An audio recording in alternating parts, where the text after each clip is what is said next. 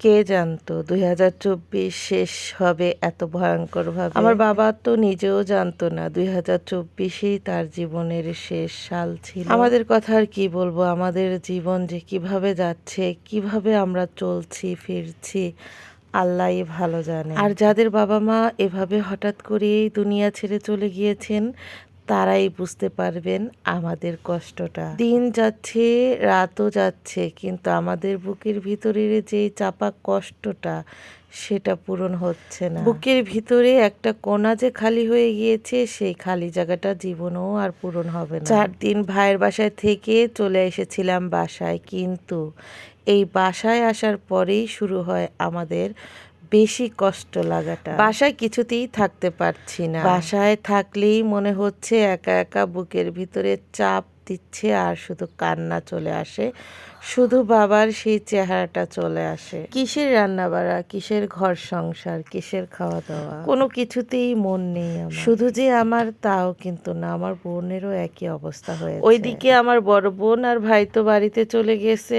কিন্তু তাদের বাসায়ও অবস্থা খুবই খারাপ, তারাও কান্নাকাটি করে। যাই হোক, আমার বাবাকে আল্লাহ বেস্তে নসিব করুক, আর সকল মুদ্দারদের আল্লাহ বেস্তে নসিব করুক।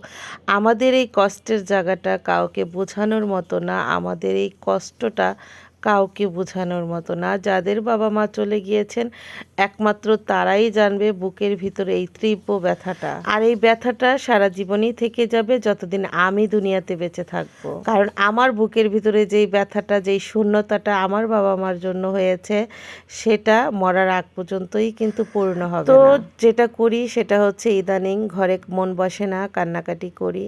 তারপরে যেটা করি সেটা হচ্ছে গিয়ে ওই চাচার বাসায়, বড় ভাইয়ার বাসায় যে সময় কাটাই। ভাবিরাও ফোন দেয়, বোন বলে চলে আসো, সবার সামনে থাকলে ভালো লাগবে।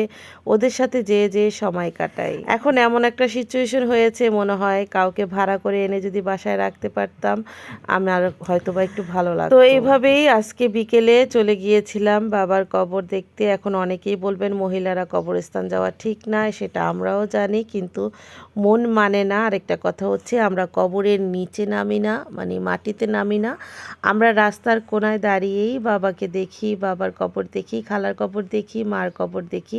এখন মামার কবরটা একটু দেখিয়ে দিলাম আপনাদের। সবাই আমাদের জন্য একটু দোয়া করবেন, আল্লাহ যাতে আমাদের মনকে সান্ত্বনা করে। এখনও মনে হয় আমার বাবা মারা যাননি, আমার বাবা আছেন, আমার বাবা এখনও গ্যারেজে আছেন, গেলেই বাবাকে দেখতে পারবো। আর যখনই মনে হয় যে আমার বাবা এই পৃথিবীতে নেই, মা নেই, আমরাও এতিম হয়ে গেলাম, আমরাও এতিমের খাতায় পড়ে গেলাম, এই কথাটা মনে হলে আর দুনিয়াতে কিচ্ছু ভালো লাগে না। বাবা মা যে কি জিনিস, থাকতে আমরা কেউই বুঝি না, কিন্তু এই যে এখন যে চলে গেছে, এখন যে কেমন লাগছে বুকের ভিতরে, সেটা বলে প্রকাশ করার মতো না।